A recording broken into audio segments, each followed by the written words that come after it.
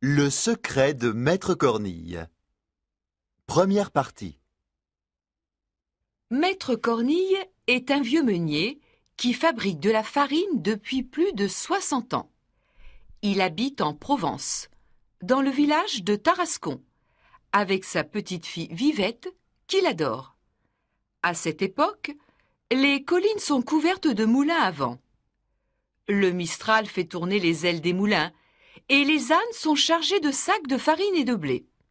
La semaine, on entend les aides-meuniers ouvrir les sacs de blé et crier « Diahu !» pour faire avancer les ânes. Le dimanche, les habitants du village se rassemblent sur les collines pour faire la fête. On mange, on boit, on chante, on rit, on joue de la musique et on danse la farandole. Mais un jour, des Parisiens construisent une belle usine à vapeur toute neuve entre Tarascon et Avignon. Séduits par la modernité de l'usine, les paysans de la région décident d'y porter leur blé. Les meuniers, eux, essaient de résister à la concurrence par tous les moyens. Malheureusement, ils abandonnent l'un après l'autre, et quelques semaines plus tard, tous les moulins à vent sont fermés, tous, sauf un, le moulin de Maître Cornille. En effet, le vieux meunier continue à se battre pour sauver l'honneur de son moulin. Depuis l'ouverture de l'usine, Maître Cornille est devenu comme fou. Souvent, il va au village pour convaincre les paysans de lui apporter leur blé. « N'allez pas à l'usine !» hurle-t-il. « Ces Parisiens veulent empoisonner la Provence avec leur vapeur. C'est une invention du diable. Moi, je travaille comme nos ancêtres, avec le Mistral et la Tramontane. » Mais personne n'écoute le vieux meunier, et les paysans continuent de faire leur farine à l'usine à vapeur. Très triste, Maître Cornille décide de s'enfermer tout seul dans son moulin. Il est tellement malheureux qu'il dit à sa petite fille Vivette de partir. Vivette est alors obligée de travailler très dur dans des fermes de la région. Maître Cornille fait souvent plusieurs kilomètres à pied pour aller la voir. Quand il arrive à la ferme, il se cache derrière des buissons. Il regarde Vivette pendant des heures et il pleure. Les habitants du village n'aiment pas le comportement du vieux meunier. Ils pensent que Maître Cornille n'a pas gardé sa petite fille près de lui par avarice. De plus, ils soupçonnent le vieil homme d'avoir un grand secret. En effet, personne ne lui apporte plus de blé depuis très longtemps. Et pourtant, les ailes de son moulin sont toujours en mouvement.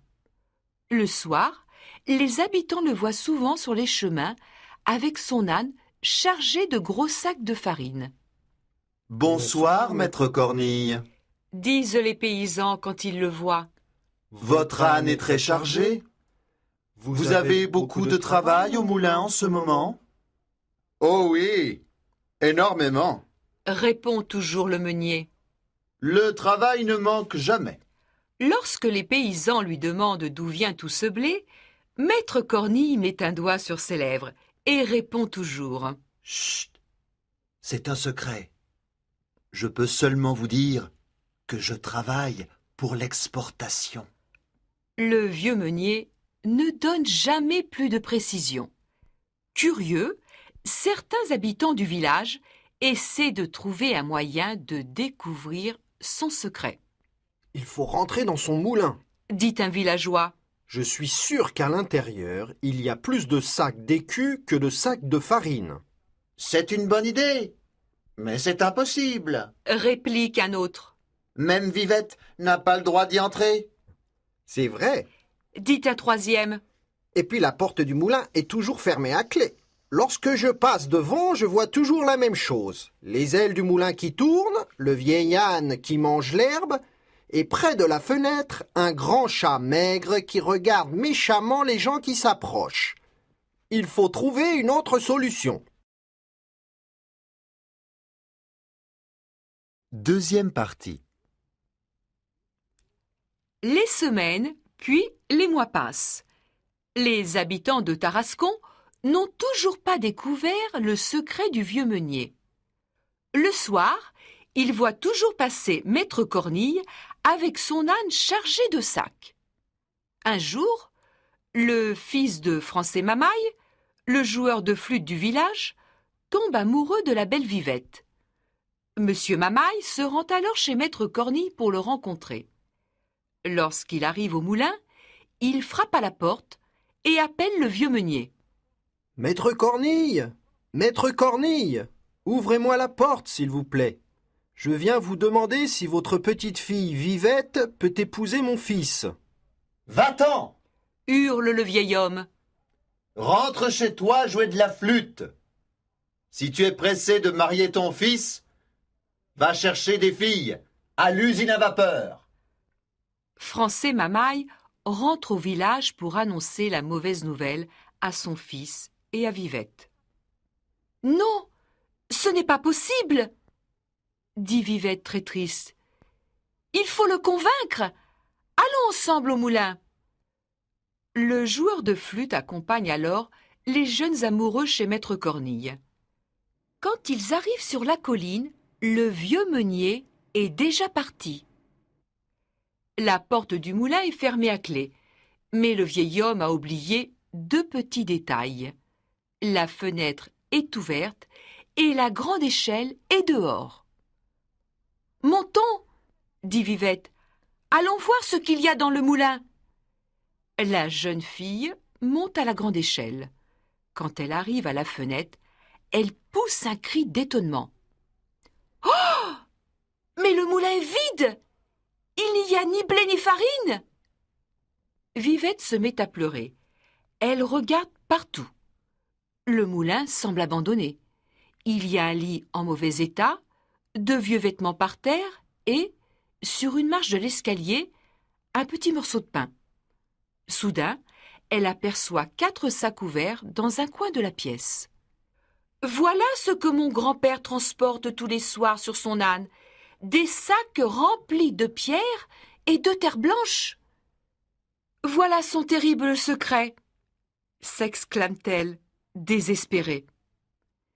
Francet Mamaille et son fils sont bouleversés. « Pauvre Maître Cornille, Dit le jeune homme. l'usine à vapeur lui a volé son travail, et voilà le stratagème qu'il a imaginé pour sauver l'honneur de son moulin et faire croire qu'il faisait encore de la farine. » Il faut faire quelque chose. S'écrie Francet Mamaille.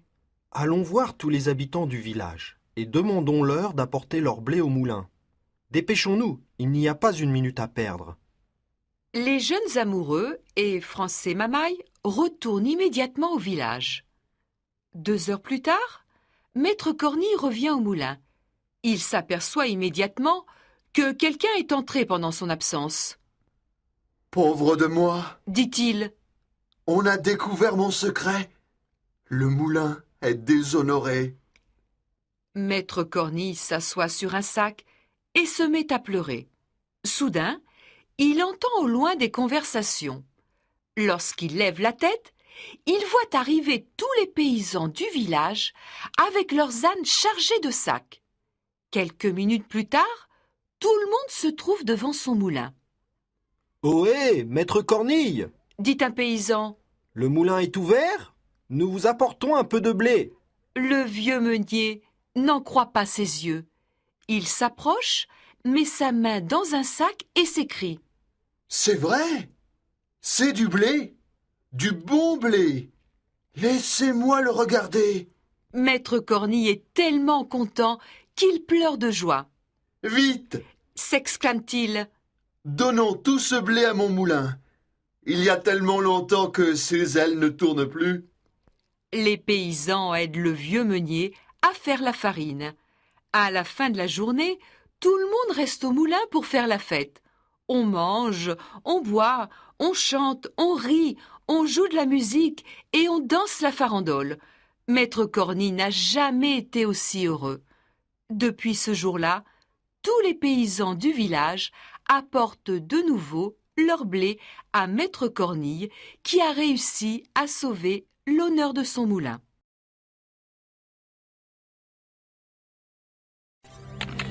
Thank